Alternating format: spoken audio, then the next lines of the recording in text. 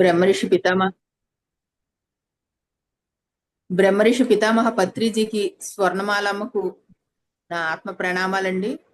ఈ జూమ్ లో పాల్గొన్న ప్రతి ఒక్క మాస్టర్కి పేరు పేరున అందరికీ నాకు ఈ అవకాశం ఇచ్చిన సుష్మా గారికి, ఈ పత్రిజీ మహిళా చైతన్యాన్ని అనే ఒక వ్యూ వచ్చి చేసిన శైలజ్ గారికి అందరికీ నా ఆత్మ ప్రణామాలు తెలియజేసుకుంటున్నానండి. మన జూమ్ లో ఇంతమంది తెల్లవారుజామున మనం మెడిటేషన్ చేసుకుంటున్నామండి 3 అవర్స్. అంటే ఈ 3 గంటల ధ్యానం తర్వాత ఒక అరగంట సబ్జెక్ట్ మాట్లాడుకోవడం, దాని తర్వాత మన అందరం కలిసి సజ్జన సాంగత్యం చేయటం. అంటే 3 పనులు జరుగుతున్నాయండి. పత్రిసారి చెప్పిన 3 పనులు మన జూమ్ లో మనం రోజు పాటిస్తున్నాము. ఇది అంటే నెక్స్ట్ మన పగలల్లా చాలా ఈజీగా గడిచిపోతుంది అనమాట. మనం ఈ 3 పనులు చేసేసుకున్నాక జరిగే పనులు మన జీవితంలో చాలా సునాయాసంగా జరిగిపోతుంది. చాలా ఆనందంగా ఉందండి. అయితే ఇంకో చిన్న మనం చేయాల్సింది ఏంటంటే, ధ్యానం చేసేస్తున్నాము. క్లాసు చెప్పేటప్పుడు మనం అందరం వీడియోస్ ఆన్ చేసుకుందామండి. మొన్న సజ్జన సాంగత్యం జరుగుతున్నప్పుడు శైలజ్ గారితో ట్రావెల్లో ఉన్నాం అనమాట. మామూలుగా ఆవిడ మాట్లాడుతా ఒక మాట అన్నారు. సజ్జన సాంగత్యం అంటే అందరం కూర్చున్నాం అంటే వింటున్నాము. అదే సజ్జన సాంగత్యం. నలుగురం కూర్చోవటమో, లేకపోతే ఈ విధంగా జూమ్‌లో కలిసి మాట్లాడుకోవటమో బావుంది. కానీ ఎవరు రండి మాట్లాడండి అన్నప్పుడు తొందరగా మనం ఎవరు రావట్లేదు. ఒక పేరు పెట్టి పిలిస్తే కూడా రావటానికి మనం సంశయిస్తాం. ఎందుకంటే మాట్లాడటం అంటే ఏం మాట్లాడాలో మనకు తెలీదు. తెలియదు కాదు. మనం ఒక ప్రయత్నం చేద్దామండి. ఏ విధంగా ప్రయత్నం? వచ్చాము, అటెండ్ అయ్యాము అంటే కనీసం ఒక మాట. మీరు చెప్పిన దానిలో నాకు ఈ పాయింట్ బాగుంది. అంటే చెప్పిందే కానీ మనకి ఏం అవగాహన అయ్యింది అని ఒక పాయింట్ మనం మాట్లాడతాము. అయితే శైలజ గారు ఒక మాట అన్నారు. సజ్జన సాంగత్యం అంటే వచ్చి దానిలో ఉండిపోతే అది సజ్జన సాంగత్యం కాదు. దానిలో నువ్వు ఏమి ఫీల్ అయ్యావు, లేకపోతే నాకు ఇది అర్థమైంది, లేకపోతే దీని నుంచి ఇంకా ఇది తెలుసుకోవచ్చు అని ఒక్క విషయమైనా మనం పార్టిసిపేట్ చేయటం అనేది సజ్జన సాంగత్యము. మనం అక్కడ ఉన్నాము అని అంటే అది సజ్జన సాంగత్యం అవ్వదు. మన నుంచి ఏదో ఒక రిప్లై ఏదన్నా మనం అర్థం చేసుకున్న దాన్ని మాట్లాడాలి అని. ఇప్పుడు దాకా ఒక 10 మంది కూర్చున్నారంటే ఆ గుంపులో నేను కూడా కూర్చున్నాను అని అంటే అది సజ్జన సాంగత్యమే అనుకున్నాను. ఆ నిమిషం నాకు ఆ పాయింట్ ఆవిడ మాట్లాడగానే నిజమే కదా! ఇంకోటి వెంటనే ఇంకొక ఆవిడ కూడా అలాగే రియాక్ట్ అయ్యి వెంటనే వచ్చారు. మనం ముందు రావడం అనేది జరిగితే అందరూ యొక్క అభిప్రాయం గాని ఇప్పుడు మాక్సిమము నేను ఒక ఇంగ్లీషు నేర్చుకోవటానికి ఒకప్పుడు వెళ్ళానండి. ఆ సార్ ఒకటే అందరిని కూర్చోపెట్టి చెప్పారనమాట. నోస్ మీకు మీరు ఏదైతే పార్ట్ అంటున్నానో దాన్ని చూపించండి అన్నారు. సో ఇయర్ అనగానే మనం చెవి చూపిస్తాం, నోస్ అనగానే ముక్కు చూపిస్తాం, మౌత్ అనగానే చూపిస్తాం. ఒక మనకి అంటే ఇది నార్మల్ మనకి తెలియని ఏ చిన్నో ఈ పార్ట్ చెప్పారనుకోండి, మనకు తెలియనప్పుడు మనం ఇలా చూస్తాం అనమాట. సో ఆయన అన్నది ఏంటంటే, మీకు తెలిసి ఉంటే మీ నుంచి కంపల్సరీ దాని రియాక్షన్ అనేది వస్తుంది. సో తెలుసుకోవటానికి మనం ధ్యానం చేయటానికి ఇంత టైము ఎర్లీ మార్నింగ్ 3:00కి మనం కూర్చుంటున్నాము అన్నది మామూలు విషయం కాదండి. అది ఎంతో అద్భుతంగా మనం సమయాన్ని 4 గంటలు మనం స్పెండ్ చేస్తున్నాం ఇక్కడ. ఆ 4 అవర్స్‌ని మనం సద్వినియోగం చేసుకుందాం. మనలోంచి తపన ఆ 4 గంటలు నాకు ఉపయోగపడాలి. అందరితో కూర్చున్నప్పుడు మనం చేసుకోవాలి. ఎంత ఫోన్ని మనం ఆ డేటాను ఉపయోగించుకుంటున్నాం ఎన్నో, ఒక్కటి కాదు, మనం ఇప్పుడు ఈ 4 గంటలు ఉపయోగిస్తున్నాం అంటే.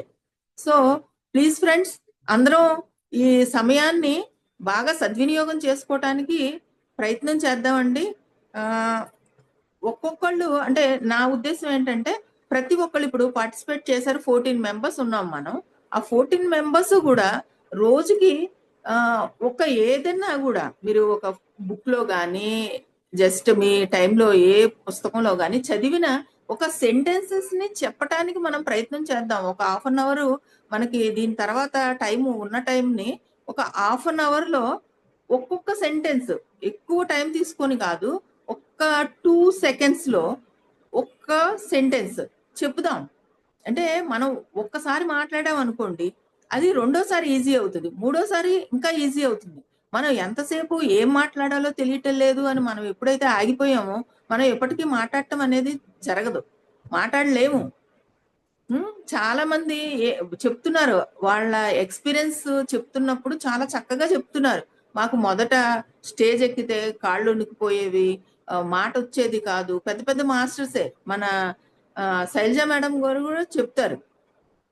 మొదట పత్రిసారి పిలిచేసి స్టేజ్ ఎక్కించిన, మైక్ ఇచ్చిన, తిట్టుకునేదాన్ని, ఇలా జరిగేది. ఈ రోజున చూడండి ఆవిడ ఫ్లో, అంటే అందరికి ఏ విధంగా తనలో ఉన్న సబ్జెక్టు, తనలో ఉన్న ధ్యాన స్థితి ఏ విధంగా వెళ్తుందంటే, మొన్న గుంటూరులో చెప్పినప్పుడు ప్రతి ఒక్కరూ వచ్చి అంటే మేము దీనిలో జాయిన్ అవుతాము, మీ అంటే మీ స్పీచ్ ఇంకా ఇంకా మాకు కావాలి, ఇంకా ఇక్కడ పెట్టండి. ఎందుకని? ఆవిడ అంత అర్థమయ్యే విధంగా ఆవిడ చెప్పగలిగారు. ఆ మొత్తంలో మీరు వింటే, ఫస్ట్ ఆవిడ కూడా చెప్పలేక పత్రి సరే ఎంకరేజ్ చేస్తున్నప్పుడు ఆవిడ కూడా బాధపడ్డారు, ఏం చెప్పాలి ఏంటి అన్నది. దాన్ని ఇంప్రూవ్ చేసుకోవటానికి ఆయన అవకాశం ఇచ్చారు. ఈ రోజున కొన్ని వందల మంది, ఎక్కడ క్లాస్ జరిగినా ఇన్ని రోజులు మేము క్లాస్ విన్నాము, ఇటువంటి క్లాసు మాకు ఇప్పుడు దాకా తగలలేదు అని చెప్పే స్థాయికి వచ్చారు. అంటే ఏంటి? ముందుగా ఒక చిన్న ప్రయత్నం చేయటం, ప్రయత్నం అదే కష్టంగానే ఉంటది. మొదటి మెట్టు ఎప్పుడు చాలా కష్టంగానే ఉంటది, కానీ దాన్ని ఎక్కాము వన్స్, అది మనం స్ట్రాంగ్ గా తీసుకొని ముందుకెళ్ళాలి. వెళ్ళినప్పుడు ఆ కష్టం అన్ని కొంచెం ముందుకు వెళ్ళినప్పుడు చాలా సులభతరం అవుతుందండి.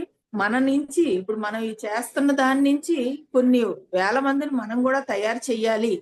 వేల మందికి ఈ ధ్యాన స్థితి, ఈ ధ్యానం అంటే ఏంటి అందరికీ చెప్పి, అందరూ కూడా మనలాగా ఆత్మ ఉన్నతి సాధించాలి అన్న ఉద్దేశంతో ఇంతమంది మహిళా చైతన్యం ఏర్పాటు చేసి ఇంతమంది కష్టపడుతున్నారండి.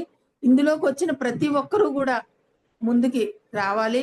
ప్రతి ఒక్కరూ ఏదో ఒక సెంటెన్స్ తీసుకోండి, ఒక మాట మాట్లాడడానికి ప్రయత్నం చేద్దాము. ఫ్రెండ్స్ ఉన్నారండి అందరూ?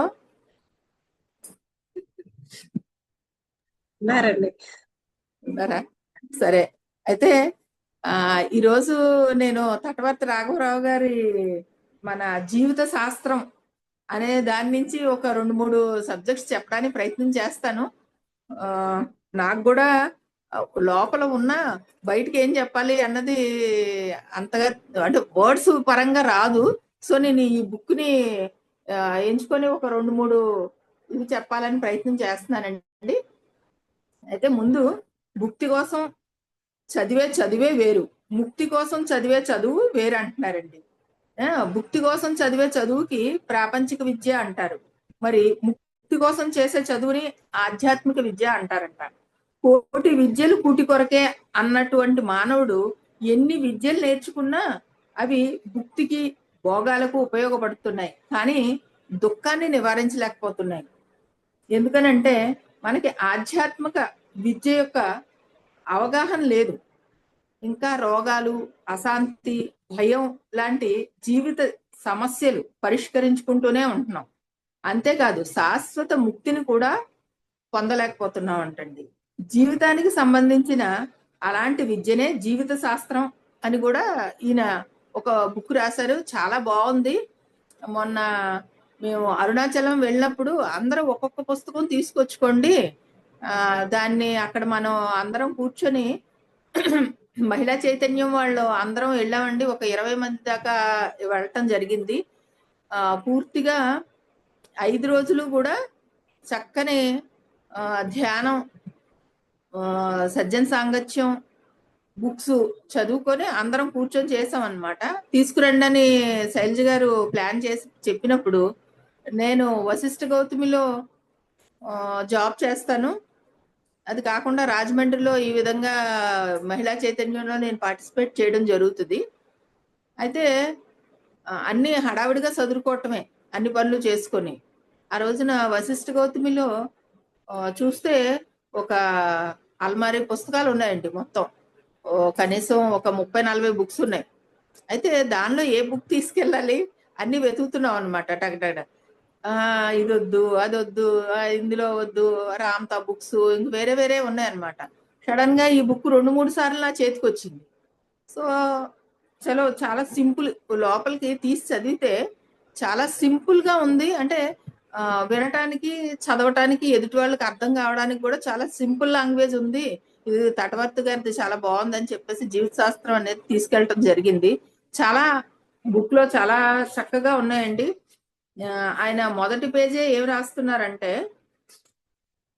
నా జీవితంలోని వచ్చేవన్నీ కష్టాలు కాదు, భగవంతుడు ఇచ్చిన వరాలు. అంటే అవకాశాలు అనమాట అండి. భగవంతుడు మనకి అవకాశం ఇస్తున్నాడు, మనకి కావలసిన వరాలని మనం సాధించుకోవటానికి మనకి అవకాశం ఇస్తున్నాడు అని చెప్తున్నారండి. ఎంత అందంగా ఉందండి. అది ఒక 10 పాయింట్లు చెప్పారు, నేను ఒక 2-3 పాయింట్లు చెప్తాను. అయితే ఇది అందరికీ నచ్చి ఇందులోని పాయింట్లు మనం అందరికీ అందించాలన్న ఉద్దేశంతో శైలజ గారు వీటిని టైప్ కూడా చేయిస్తున్నారు. ఇప్పుడు ఎక్కడ పత్రిజీ మహిళా చైతన్యం జరిగినా ఈ పాయింట్స్ ని వాళ్ళందరికీ అందిద్దాము అని కూడా చెప్పారు. అయితే ఇందులో నేను శక్తిని అడిగానంటండి భగవంతుడిని, నాకు శక్తిని ఇవ్వు అని చెప్పేసి ప్రార్థిస్తే భగవంతుడు నాకు ఏమి ఇచ్చాడంటే కష్టాలు ఇస్తున్నాడంట. అంటే ఏంటి, ఆ కష్టాన్ని అధిగమించి నీ శక్తిని నువ్వు పెంచుకో అని చెప్తున్నారు ఏమండి. అలాగే నేను సంపద కావాలని అడిగాను, భగవంతుడు నాకు మట్టినిచ్చి దాన్ని బంగారంగా చేసుకో అని చెప్పాడంట. అంటే ఆ శక్తి నీలో ఉంది, ఒక దారి చూపిస్తున్నాడు.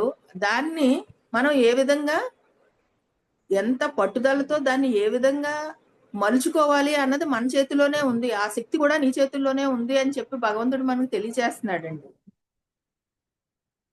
నేను ధైర్యాన్ని అడిగాను, భగవంతుడు నాకు ప్రమాదాలు ఇచ్చి ధైర్యాన్ని తెచ్చుకోమన్నాడు. ఒక ప్రమాదం వచ్చినప్పుడే మనం ఎంత ధైర్యంగా ఉన్నాము అన్నది తెలుస్తుంది.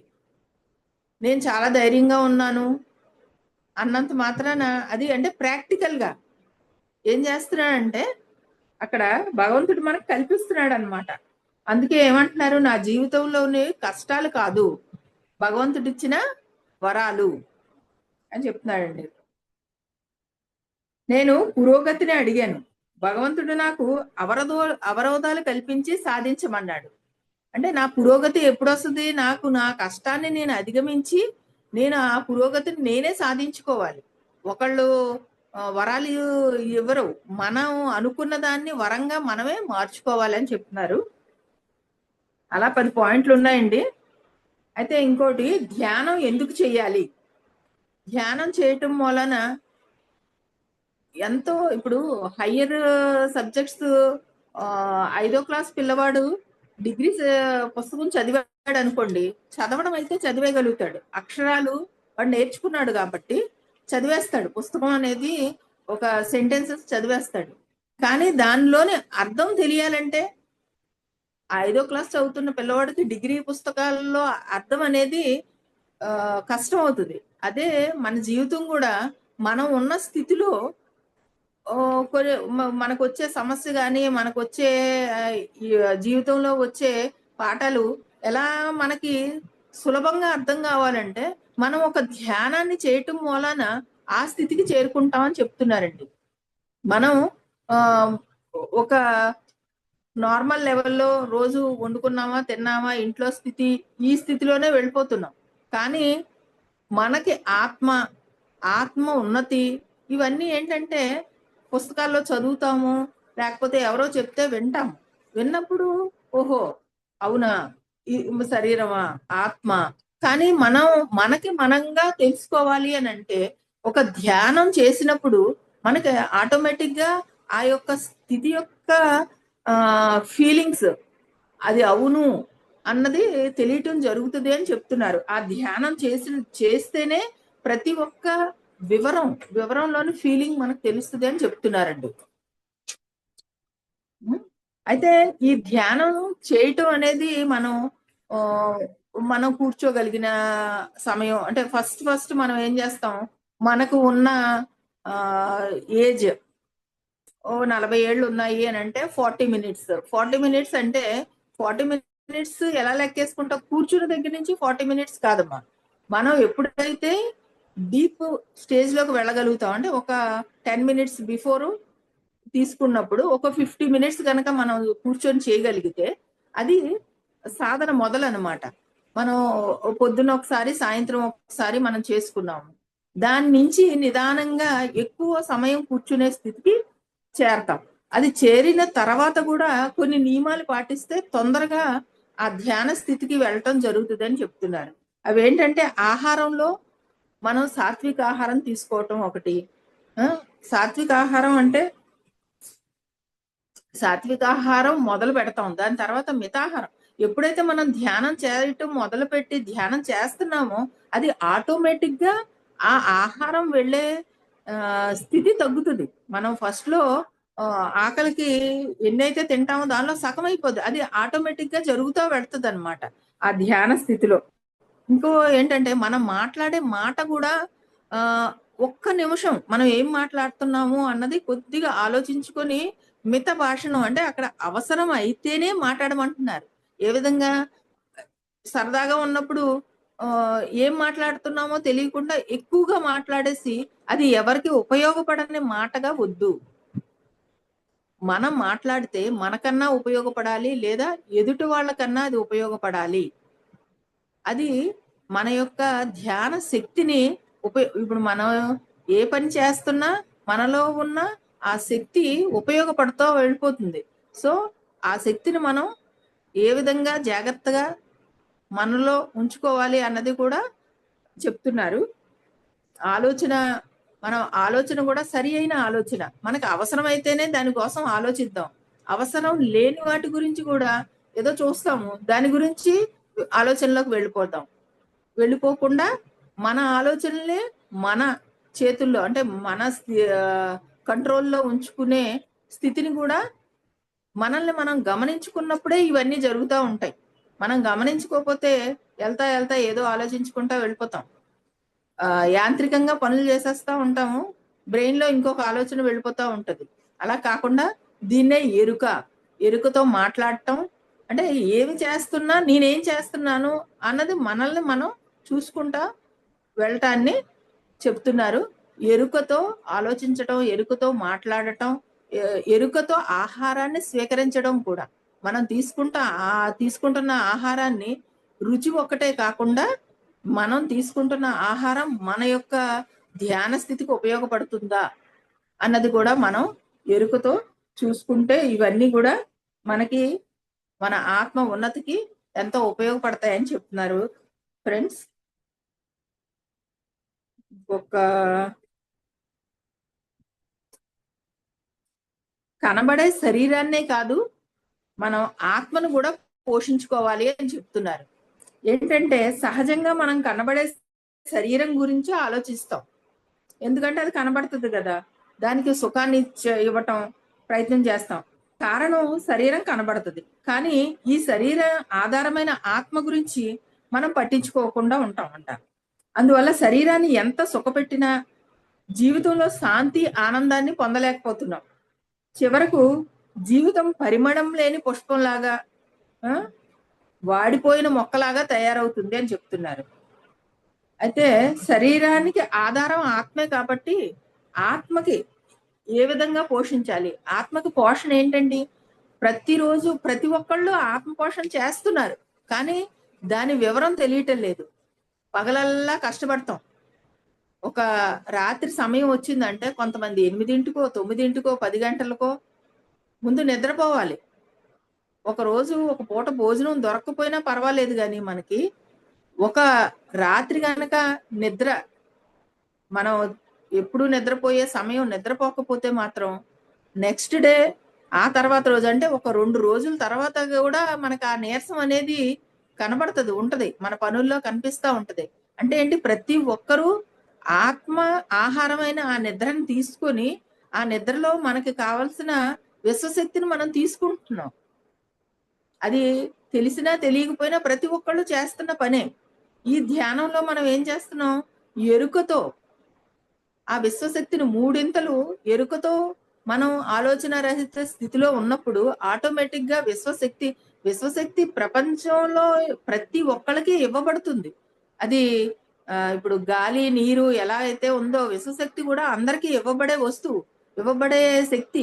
కానీ దాన్ని ఏ విధంగా మనం స్వీకరించాలి అన్నది ఈ ధ్యానం ద్వారా తెలుసుకొని, మనం ఎరుకుతో 3 గంటలో, 4 గంటలో కూర్చున్నప్పుడు నిద్ర స్థితిలో ఒక గంటకి వచ్చే విశ్వశక్తి ఏదైతే ఉందో, మనం ఒక గంట ధ్యానం చేసినప్పుడు 3 గంటల శక్తి మనకొస్తుంది అని చెప్తున్నారు.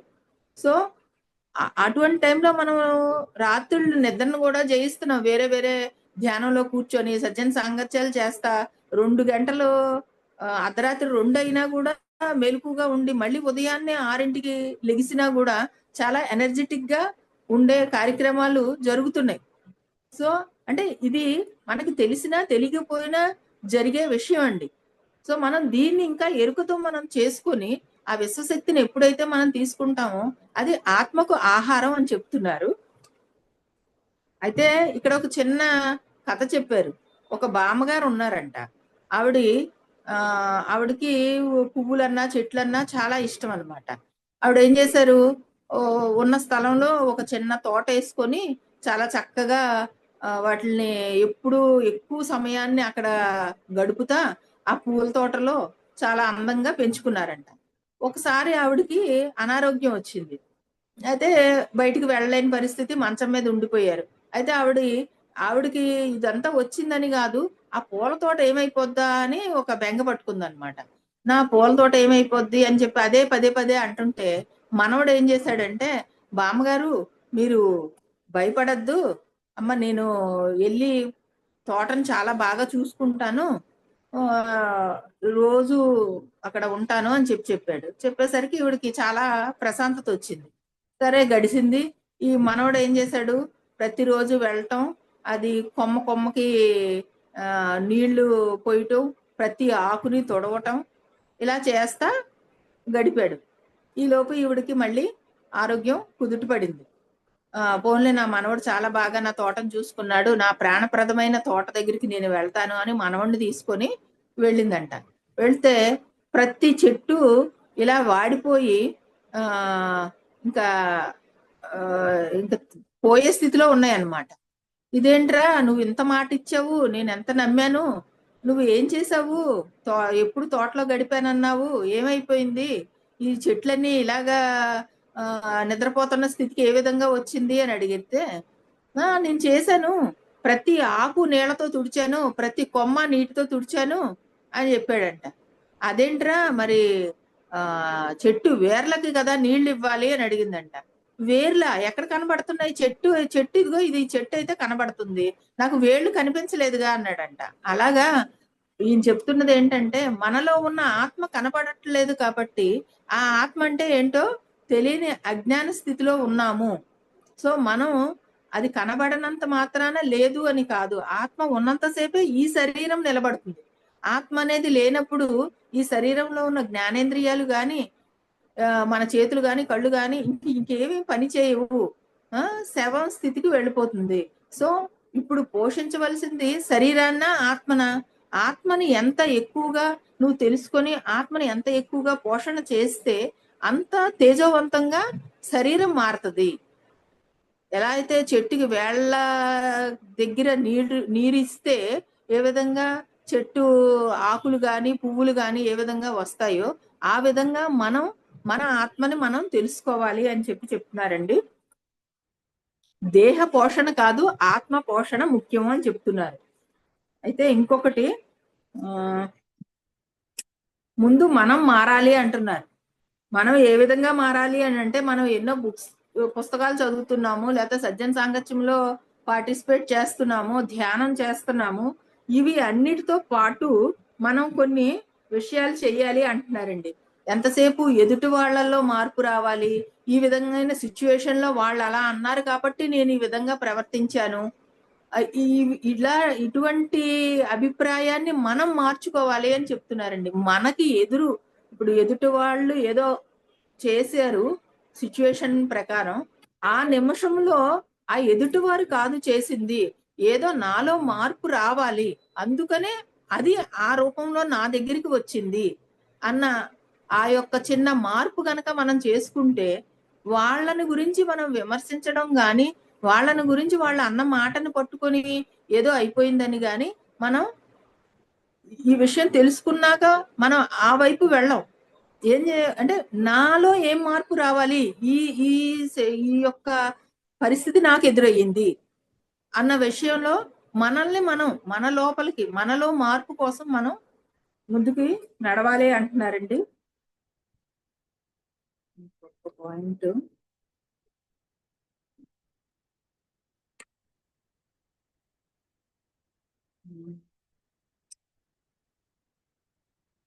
ఒక కుక్కంటండి అద్దాల మేడలో పొరపాటున ప్రవేశించిందంట. అయితే దాని చుట్టూ అద్దాలు ఉన్నాయి, ఇలా చూస్తే మొత్తం కుక్కలే కనబడుతున్నాయి. ఇదేంటి, నేను వేరే కుక్కల సమూహంలోకి వచ్చేసాను అని చెప్పి అది అద్దాల్లోంచి చూసుకొని ఇంకా ఎంత మొరగడం మొదలు పెట్టింది, మొరుగుతానే ఉంది. కానీ ఇది మొరుగుతుంటే అద్దంలో కూడా రిప్లై అదే వస్తుంది.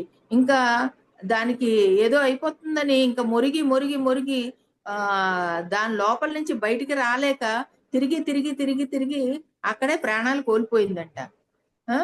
సో ఎదుటి వాళ్ళని చూసి, అంటే ఎదుటి వాళ్ళలో ఉన్న ఏదో వచ్చేస్తుంది నా మీదకి అని అనుకునే కన్నా, మనం ఎప్పుడైతే ప్రశాంతిస్తామో అది మనల్ని మనం కాపాడుకోవటం జరుగుతుంది.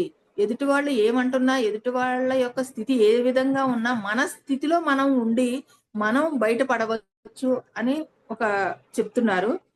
దాని తర్వాత ఆత్మాన్వేషణలో కూడా అవరోధాలు ఉంటాయి. మనం ఇంత తెలుసుకున్నాము, ఇన్ని చేశాము, ఇంత చేసి మన సాధనలో మన ఆత్మ ఉన్నతికి మనం పరిగెడుతున్నాము, చేస్తున్నాము. అయినా కూడా ఒక్కొక్కసారి ఎటువంటి అవరోధాలు వస్తాయి అన్నది చెప్తున్నారండి. మానవ జీవిత లక్ష్యం తను తాను తెలుసుకోవటమే.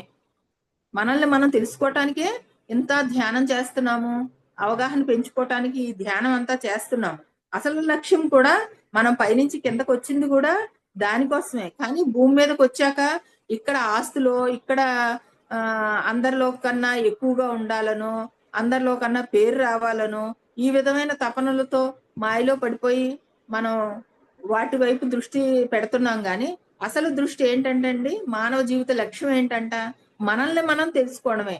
అంటే తానే ఆత్మ, తానే భగవంతుడు అని తెలుసుకోవటం. ఆ ఆత్మను సాక్షాత్కరించుకోవటం కోసం చేసే సాధనే ధ్యానం. మనం ఎన్నో జన్మలలో ఎన్నో రకాల పుణ్యకర్మలు, సాధనలు చేసి చివరకు ఆత్మ సాధన కోసం ధ్యాన సాధన మొదలు పెడతాం.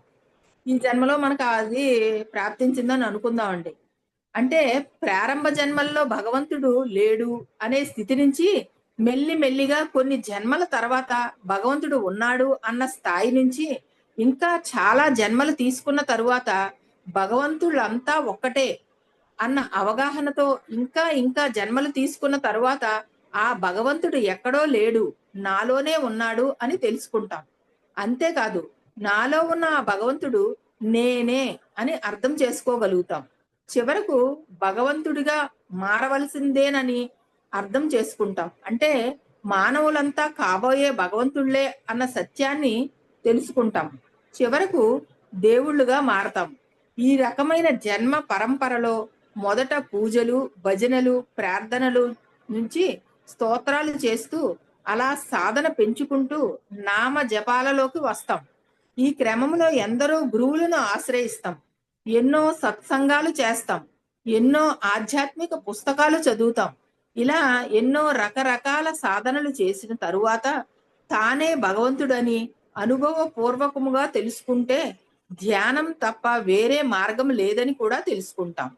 అప్పుడు పూర్తిగా అన్నీ వదిలి ధ్యాన సాధనలోకి వస్తాం. ధ్యానం చేస్తాం. అంటే నిజమైన భగవద్ధాన్వేషణ అంటే ఆత్మాన్వేషణ ప్రారంభం సరి అయిన మార్గములో ప్రవేశిస్తాం. కానీ భగవంతుడుగా మారాలన్నా, భగవత్ స్థితి పొందాలన్నా అంత తేలికైన విషయం ఏమీ కాదు. భగవంతుడు అనంత శక్తి స్వరూపుడు. ఆయన ఎవరి ఊహలకు అందనివాడు. ఆయనకు శక్తి గురించి కానీ, ఆయన గురించి కానీ ఎవరు మాటలలో వర్ణించలేరు. అటువంటి స్థితి పొందాలంటే సామాన్యమైన విషయం కాదు. ఏదో ధ్యానం ప్రారంభిస్తే వెంటనే దేవుళ్ళం అయిపోతాము అనుకుంటే పొరపాటు పడినట్లే. ధ్యాన సాధన అన్నది గమ్యం చేరడానికి ప్రారంభం మాత్రమే. కానీ ధ్యాన సాధనలోకి వచ్చాము అని అంటే గమ్యం సాధించే సరి అయిన మార్గంలో ప్రవేశించినట్లే. అలా ఆత్మాన్వేషణ ప్రారంభించిన వారు అప్పటి నుంచి కొన్ని పరీక్షలు ఎదుర్కోవాల్సి వస్తుంది. ఎందుకంటే మానవుడు దేవుడుగా మారాలనే ప్రయత్నం చేస్తున్నాడు కాబట్టి. ఎవరైనా ఏదైనా ఒక పెద్ద క్లబ్లో చేరాలంటే అందులో ఉన్న వారి అర్హతలని చేరేవాడికి ఉండాలి. అలాగే దేవుడుగా ఎదగాలనుకునేవారు దేవుడికి ఉన్న గుణాలు సంపాదించుకోవాలి. అలాగే ఎంతో మంది ఆత్మోన్నతికి ధ్యాన సాధన ప్రారంభిస్తారు. అలా ప్రారంభించిన వారికి ప్రతి స్థాయిలో పరీక్షలు ఉంటాయి. కానీ అవి పరీక్షలని కూడా వారికి తెలియదు. ఎందుచేతనంటే అవి ఊహించని విధంగా ఒక్కొక్కరికి ఒక్కొక్క విధంగా ఉంటాయి. ధ్యానంలో ప్రవేశించగానే చాలా మందికి పని ఒత్తిళ్లు పెరగడం, ఖాళీ సమయం దొరకకపోవటం, చిన్న చిన్న అవాంతరాలు రావటం, బద్ధకం లాంటి వాటితో చాలా మంది మొదలుపెట్టిన కొన్ని రోజులకే ధ్యానం మానేస్తారు. ఇవి కూడా పరీక్షలే అని గ్రహించలేరు. కానీ వీటన్నింటినీ పట్టించుకోకుండా సాధన కొనసాగిస్తే వారికి కుటుంబ సభ్యుల నుంచి ఒత్తిడి, వ్యతిరేకత, సహకారం లభించకపోవడం జరుగుతుందంటండి. ఇలాంటి సందర్భాల్లో అవి తట్టుకోలేక కొంతమంది సాధన వదిలేస్తారు. ఈ స్థాయిలో కూడా ఇది పరీక్ష అని గ్రహించలేకపోతారు. అవి కూడా తట్టుకొని సాధన కొనసాగిస్తే వారికి విపరీతమైన ఆర్థిక ఇబ్బందులు, ఆత్మీయుల వియోగం, కుటుంబంలో గొడవలు ఇలాంటి పెద్ద సమస్యలు ఎదురయ్యేసరికి సాధన మళ్ళీ మానేస్తారు. అది కూడా ఆ పరీక్షను కూడా తట్టుకొని ఇంకా ముందుకు వెళ్తే ఇంకా పట్టుదలగా సాధన కొనసాగిస్తే వారికి చిన్న చిన్న ఫలితాలు అప్పుడు రావడం మొదలవుతాయంటండి. ఇన్ని పరీక్షల్ని ఎదుర్కొని మనం ముందుకు వెడితే అప్పుడు చిన్న చిన్న ఫలితాలు రావటం మొదలవుతాయంట. ఆర్థిక లాభాలు కలగడం, ఇతర లాభాలు కలగడం, గౌరవం పెరగటం, పేరు ప్రఖ్యాతులు రావటం, ఆరోగ్యంలో మార్పులు రావటం, ఇటువంటివన్నీ ఇన్ని పరీక్షలు ఎదుర్కొని మనం పాస్ అయితే అప్పుడు మనకి ఈ చిన్న చిన్న ప్రయోజనాలు కనబడటం మొదలవుతాయంటండి. ఇలాంటి సందర్భాల్లో చాలా మంది ఆ చిన్న చిన్న ప్రయోజనాలను పట్టుకొని గర్వంతో గొప్పగా చెప్పుకుంటూ ఇంకా గొప్పవారుగా కావాలనుకుని గర్వంతో, అహంకారంతో ఎన్నో తప్పులు చేస్తూ ఆ సంపాదించుకున్న ఆ శక్తిని కోల్పోతారంట. ఇటువంటి స్థితి కూడా దాటి లక్ష్యం మీద దృష్టి ఉంచి సాధనలో నిలబడగలిగేవారు చాలా కొద్ది మంది మాత్రమే ఉంటారు. అలా సాధన కొనసాగించిన వారికి కొంతకాలానికి అనుకోకుండా అతీంద్రియ శక్తులు, సిద్ధులు, మహత్యాలు సిద్ధిస్తాయి. అలాంటివి సిద్ధించగానే కొంతమంది వీటిని ప్రదర్శిస్తూ ప్రజలలో పేరు ప్రఖ్యాతులు రావాలని, ధనం సంపాదించాలని ఆరాటపడి చివరకు అవి పోగొట్టుకొని సాధనలో మళ్ళీ మొదటికి వచ్చేస్తారంట. ఇలా ఆత్మాన్వేషణలో పరీక్షలు చిత్ర విచిత్రాలుగా ఉంటాయి. అవి పరీక్షలు అవి ఎవరికీ తెలియదు. చిన్న పిల్లలు ధ్యానం మరల్చటానికి బొమ్మలు ఇస్తే ఆ బొమ్మల ధ్యాసలో పడి అసలు విషయం ఎలా మర్చిపోతారో అలాగే సాధకులకు సిద్ధులు, మహత్యాలు కలుగజేస్తే వాటి మత్తులో పడి వారి లక్ష్యాన్ని వదిలేస్తారు. కానీ అవి కూడా లెక్క చేయక ఎవరైతే తీవ్రంగా సాధన చేస్తారో ఎన్ని కష్టాలు వచ్చినా లెక్క చేయరో వారు చివరకు తమ లక్ష్యాన్ని చేరుకుంటారు. ఆత్మ సాక్షాత్కరించుకోవటమే ఆఖరి లక్ష్యం. తామే భగవంతుళ్ళమని తెలుసుకొని అహం బ్రహ్మస్వి అన్న వేదవాక్కు అవగతం చేసుకుంటూ అలా దేవుళ్ళుగా మారతారు. ఎవరైనా ఎందులోనైనా ప్రపంచ ఛాంపియన్ అవ్వాలన్నా, ప్రపంచ రికార్డు నెలకొల్పాలన్నా చిన్నప్పటి నుంచి ఎంతో కష్టపడాలి. తమ కాలాన్ని అంతా సాధనలోనే గడపాలి. చెమటోడ్చి అలాగైతే ప్రపంచ ఛాంపియన్షిప్ సాధించగలుగుతారు. మరి దేవుని స్థితికి ఎదగాలంటే ఎంత కష్టపడాలో, ఎంత సాధన చేయాలో, ఎన్ని పరీక్షలు ఎదుర్కోవాలో అర్థం చేసుకోవచ్చు. అందుచేత ధ్యాన సాధనలో కష్టపడటం కాదు, చెమటోడ్చడం కాదు, రక్తం చిందించాలి. మనం దేవుళ్ళని భావించే వారిని ఎవరిని చూసినా వారి జీవితంలో వారు ఎన్ని కష్టాలు పడ్డారో, ఎన్ని పరీక్షలు ఎదుర్కొన్నారో మనకి అర్థమవుతుంది. అందుచేత ధ్యాన సాధనలో వచ్చే అవరోధాలు, పరీక్షలని తెలుసుకోవటం మొదటి మన పరీక్షలని తెలుసుకోవాలంటండి. ఏదొచ్చినా కూడా అది శిక్షలు కావు, శిక్షణ. ఎలాంటి పరిస్థితుల్లో కూడా ధ్యానం మానద్దు. ధ్యానం ఎంత చేస్తే జీవితంలో అంత పురోగతి. తరువాత జన్మలు కూడా ఉపకరిస్తుంది. చేసిన ధ్యానం ఎక్కడా వృధా కాదు. అందుచేత చిన్న చిన్న అవాంతరాలు, అవరోధాలు, అడ్డంకులు అధిగమించాలి. విశ్వాసంతో, పట్టుదలతో ధ్యాన సాధన కొనసాగించాలి. ఆత్మోన్నతి సాధించాలి. ఇదే పత్రి సారు అందరికీ కలగాలి, ఈ యొక్క పట్టుదల అందరిలో చూడాలి అని ఆయన ఎంతో తన జీవితాన్ని పెట్టి మనకి ధ్యానాన్ని అందించారు. ఆ అందించిన ఆ మహానుభావుడికి శతకోటి వందనాలు. మనం ఎంత కృతజ్ఞత చెప్పుకున్నా కూడా తక్కువే. సుష్మా గారు ఓకేనండి?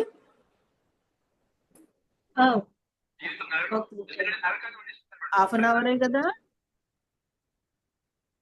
ఇంకా పావుగొట్టది చెప్తానంటే చెప్పండి, లేకపోతే మాట్లాడు. ఇంకో పావు గంట, 7 దాకానా? అవునండి. ఇది ఒక 10 నిమిషాలు చెప్పండి, తర్వాత అందరితో మాట్లాడు. మనం ధ్యాన స్థితిలో సరే మనం ఇక్కడ తర్వర్తి రాఘవరావు గారు బుక్ లో ఒక ధ్యాన సాధన చేసి అంటే మనం ధ్యాన సాధన కరెక్ట్ గా చేస్తున్నాము అని మనకి తెలియటం కోసం కొన్ని పాయింట్స్ చెప్పారండి. మనం ధ్యాన సాధనలో కరెక్ట్ గా ఉన్నాము అని తెలుసుకోవడానికి ఆ స్థితిలో ఏముంటాయి అని చెప్తున్నారు. ధ్యానంలోకి వచ్చిన తరువాత మీరు ఈ విషయాలను గనక గమనించగలిగితే మీరు కరెక్ట్ దారిలో వెళ్తున్నారు అని మనకు తెలుస్తుందంట. ఏంటంట, ఒకే సిట్టింగ్ లో మనం కూర్చున్నాక 2 నుంచి 3 గంటలు కూర్చోగలుగుతామంట. అంటే మనం మొదట మన వయసు ఎంత ఉందో అంత మనం సాధన చేయటం మొదలుపెట్టి చేస్తున్నప్పుడు మనం కూర్చున్నామంటే 2-3 గంటలు మనకి తెలియకుండానే గడిచిపోతుంది అనమాట. మనం లేచి చూసుకుని అబ్బా నేను 3 గంటలు కూర్చున్నానా అన్న స్థితికి వస్తామంట. ధ్యానంలో ఇంకా ఇంకా కూర్చోవాలనిపిస్తుంది. ఎప్పుడు సమయం దొరుకుతుందా మనం ధ్యానంలో కూర్చుండిపోదాము అన్న స్థితిలోకి వచ్చేస్తాం అనమాట. సమయానికి ధ్యానం చేయాలి అనిపించటం అంటే ఈ రోజు చెయ్యకపోతే ఏదో భోజనం చెయ్యకపోతే మనం శరీరానికి ఇంకా ఆకలేస్తుందనో దృష్టి అంతా దాని మీద ఏ విధంగా అయితే ఉండిపోతుందో అలాగా ఈ రోజు నేను ధ్యానం చేయలేకపోయాను అన్న స్థితిలో ఉంటాం అనమాట. ధ్యానం చేయలేకపోతే ఏదో నష్టపోయాం అనే భావన కలుగుతూ ఉంటుంది లోపల నుంచి. ధ్యానం అందరికీ చెప్పాలనే తపన కూడా మొదలవుతుందండి. మనం ఏ విధంగా అయితే తెలుసుకొని మన ఆత్మోన్నతికి మనం ధ్యానాన్ని ఏ విధంగా పట్టుకున్నామో అదే విధంగా అందరికీ కూడా ధ్యానం చెప్పి ఆ ధ్యానం నుంచి వచ్చే ఆ శక్తిని అందరికీ పంచాలన్న తపన మొదలవుతుందంట. ఎవరు కనబడినా ధ్యానానికి సంబంధించిన మాటలే మాట్లాడుకుంటామండి. ఇంకా వేరే మాట ఉండదు. ఆ అమ్మాయిలాగా ఈ అమ్మాయి ఇంకా అసలు ఆ మాటలు మన చెవిలోకే ఎక్కువ అన్నమాట. మన ధ్యాన స్థితి తెలియచేస్తూ ఉంటది అనమాట. ఈ ఎవరు కనిపించినా ధ్యానానికి సంబంధించిన విషయాలే మాట్లాడటం కూడా మొదలవుతుంది. ధ్యానానికి సంబంధించిన విషయాల మీదే ఆసక్తి ఎక్కువగా ఉంటదంట. ఇతర ధ్యానులను చూడగానే మనకి ఒక రకమైన ఆనందం కలగడం మొదలు పడుతుందండి. ఇంకెవరిని చూసినా ఆనందించం. ఆ, మన ధ్యానులు కనిపించినప్పుడు కలిగే ఆనందం వేరుగా ఉంటదంటండి. ఇతర విషయాల మీద ఆసక్తి తగ్గిపోతుంది. ధ్యాన ప్రచార కార్యక్రమాలు లేనప్పుడు నా సమయం వృధా అయిపోతుందేమో అన్న ఆలోచన వస్తుందంట. తన ప్రవర్తన, మాట, ఆలోచన, గుణాలలో మార్పు తనకే కనిపిస్తా ఉంటది. మనం ధ్యానం చేసిన దగ్గర నుంచి మనలో ఆటోమేటిక్ గా మౌనం రావడం, ఈ ఈ మాట అవసరమా మాట్లాడటం, ఆ అది ఎంతో అవసరమైతేనే మనం అది చెప్దాము అన్న మన ప్రవర్తనలో, మన గుణాల్లో మార్పు మనకే కనిపించడం జరుగుతూ ఉంటుందంటండి. అంతేకాక లోకానికి, ఇతరులకు ఏదో చేయాలనే తపన.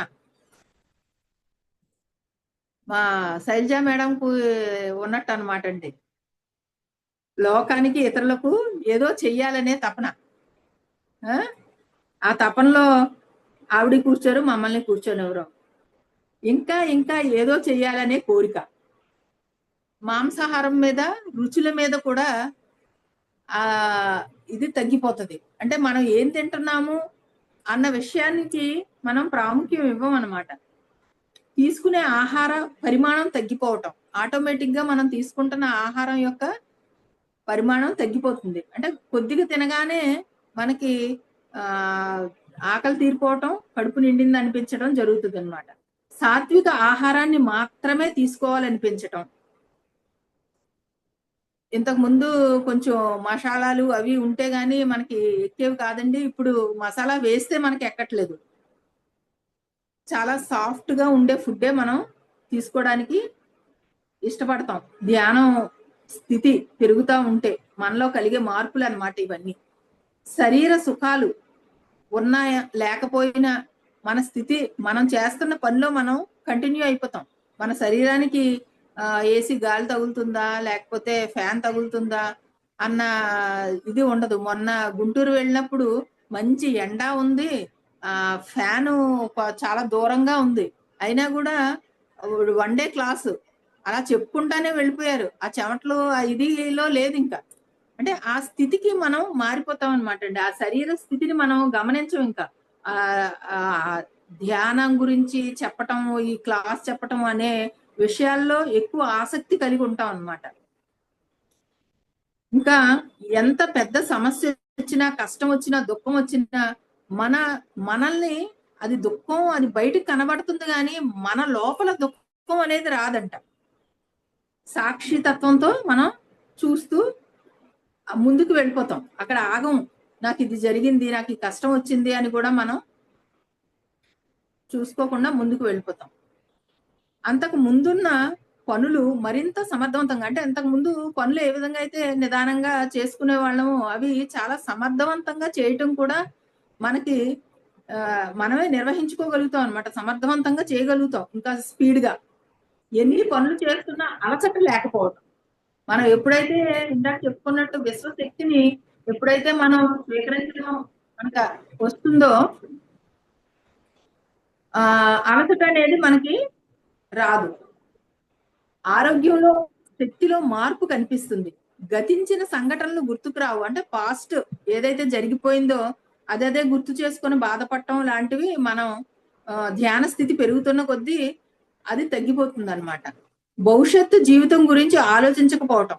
ఎప్పుడు రేపేం చేద్దాము, నా జీవితంలో రేపేం జరుగుతుంది అన్నది కాకుండా ప్రస్తుత గురించే ఆలోచిస్తాం. అంటే ఇప్పుడు చేసే పని ఏంటి దాని మీద ఎక్కువ, ఎప్పుడైతే మనం ప్రస్తుతం చేసే వర్క్ మీద ఎప్పుడైతే మన దృష్టి ఎక్కువ ఉంటుందో భవిష్యత్తు చాలా అందంగా తయారవుతుందంట.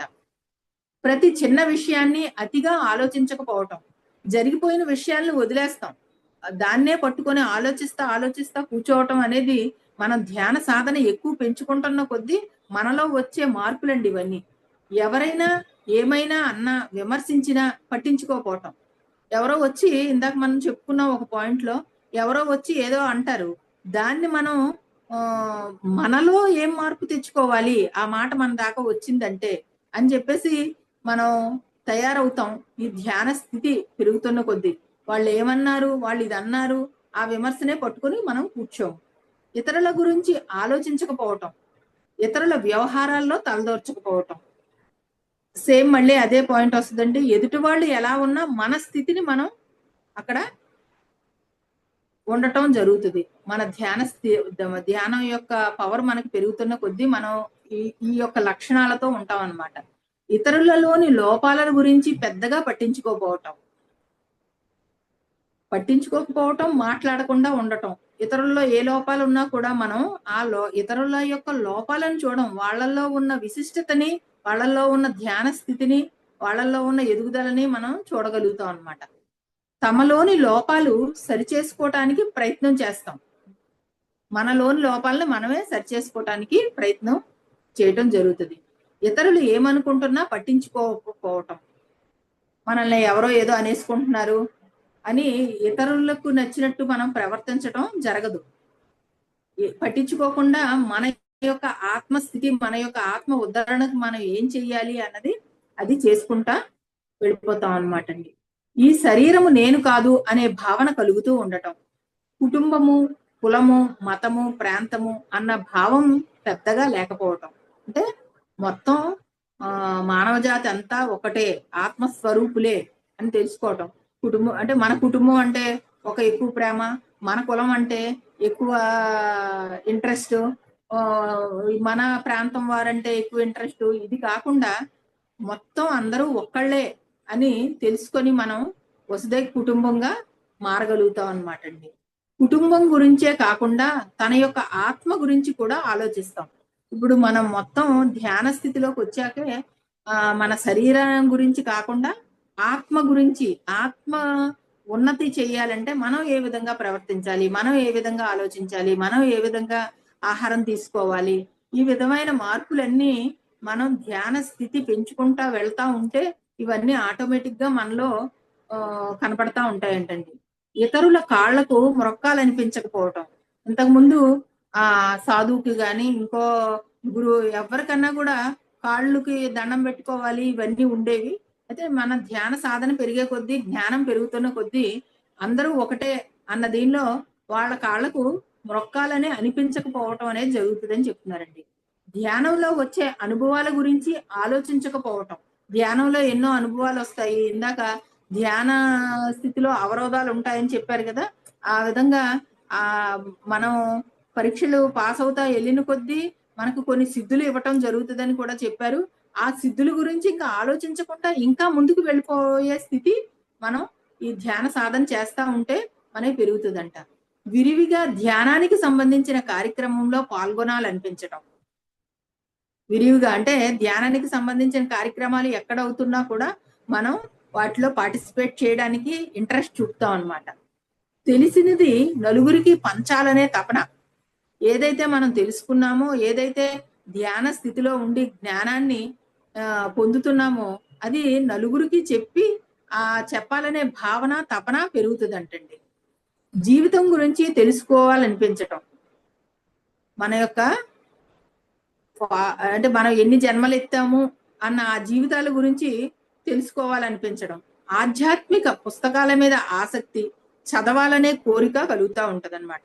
అంటే మనకి మన వండుకు తింటాలుకి మనం ఇంతకు ముందు సమయాన్ని ఎక్కువగా ఉపయోగించేవాళ్ళం. ఇప్పుడు ఈ ధ్యాన స్థితికి వచ్చాక ఎప్పుడు సమయం దొరుకుతుందా ధ్యానం చేద్దాము, ఎప్పుడు సమయం దొరుకుతుందా పుస్తకం చదువుదాము, ఏదన్నా ఎప్పుడు సమయం దొరుకుతుందా సజ్జన సాంగత్యం చేద్దాము అన్న ఆ స్థితిలోకి మనం వెళ్ళటం, ఆత్మ ఉన్నతిని మనం ముందుకి తీసుకువెళ్ళటం, ఆత్మ గురించి మనం తెలుసుకోవటం, ఇవన్నీ సాధన పెంచుకుంటున్న కొద్దీ మనకి వచ్చే లాభాలంటండి. ఇవన్నీ విషయాలు అంతకు ముందు కంటే ఎక్కువగా జ్ఞాపకం ఉండటం జరుగుతుందంట. ఇంతకు ముందు కంటే ఒకే విషయం మీద అధికంగా దృష్టి కేంద్రీకరించగలుగుతాం. ఏదైనా చెయ్యాలి అని అనుకున్నప్పుడు మన దృష్టి అంతా ఆ విషయం మీద ఉంచి దాన్ని సక్సెస్ఫుల్ గా చేయగలుగుతాం అంటండి. చేసే పనులు అన్ని నేనే చేస్తున్నాను, నేను చేశాను, నేను చేస్తున్నాను అనే భావన తగ్గిపోతుంది. మనం ఏదైతే అంటే మనతో చేయించబడుతుంది అన్న భావన పెరగటం జరుగుతుంది అంటండి. ఏదో ఒక పని చేసి ఇది నేను చేసేసాను, ఇది ఎంత అందంగా జరిగింది అని కాకుండా అక్కడ ఏం జరుగుతుందంటే నేను కాదు నాతో చేయించబడుతుంది అన్న అవగాహన మనకి పెరగటం జరుగుతుంది అనమాట. చేసిన పనికి ఫలితం వస్తుందా రాదా అని ఆలోచించకపోవటం.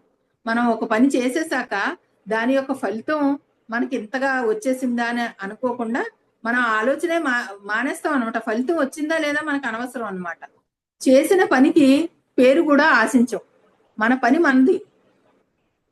పొగడ్తల్ని పట్టించుకోకుండా, అవమానాన్ని లెక్క చేయకుండా మనం మన పనిలో ముందుకు సాగిపోతాం అంటండి. ఆ స్ట్రాంగ్నెస్ ఎప్పుడైతే ధ్యానం స్థితి మనది పెరుగుతుందో అప్పుడే మనం చేయగలమండి. అవమానం అంటే ఎవరో మనల్ని 10 మందిలో ఎవరో ఒకళ్ళు ఉన్నప్పుడు అనటం వేరు. ఒక 20 మంది ఉన్నప్పుడు ఏదన్నా అన్నారనుకోండి, ఇంకా ఆ ఒకటి పట్టుకొని, అంటే ఒకప్పుడు అసలు ఒక మాట వచ్చిందంటే మనం దాన్ని అనుకుని అనుకుని అనుకుని అన్నవాడు మర్చిపోయి ఉండుండొచ్చు కానీ ఇంకా జీవితాంతం గుర్తుండే అంత గట్టిగా మనం పట్టుకునేవాళ్ళం. అయితే ఇక్కడ ఈయన ఏం చెప్తున్నారంటే అవమానాన్ని కూడా లెక్క చెయ్యం మనం. పొగిడారా అది లెక్క చెయ్యం. ఆ స్థితిలోకి వెళ్ళిపోతామంట. పూర్వంలో ప్రతి విషయానికి భయపడం. ఎందుకంటే ఆత్మ గురించి మనం ఎప్పుడైతే తెలుసుకున్నాక భయం అనేది ఉండదు. ఎందుకంటే జరగవలసిందే జరుగుతుంది. ఏమి జరగాలని మనం నిర్ణయించుకుంటున్నామో అదే జరుగుతుంది అన్న ఈ విషయాలు తెలిసాక అది అవకాశంగా, ఏదైనా కష్టం వచ్చినా కూడా దాన్ని అవకాశంగా భావించి ఆ ఆత్మ ఉన్నతికి మనం ప్రయత్నం చేస్తామంటండి. అంతకు ముందున్న జీవితాన్ని ఆనందంగా, అంటే అంతకు ముందు కన్నా ఈ జీవితాన్ని చాలా ఆనందంగా గడపడం మనం చేయగలుగుతాం. అంటే ఒక ధ్యానం వలన మనకి ఎంతో మంచి వసుదైక కుటుంబం, ధ్యానులందరూ ఫ్రెండ్స్, అసలు ఎంత ఆనందం అండి. మాకైతే మహిళా చైతన్యంలో మెంబర్స్ ప్రతిరోజు మాట్లాడుకోవడం, చూడటం, మన పనులే జరిగిపోతూ ఉంటాయి. ఈ యొక్క వసుదైక కుటుంబం, ధ్యాన కుటుంబం చాలా అదొక చెప్పలేని, మాటలు రాని ఆనందం అండి.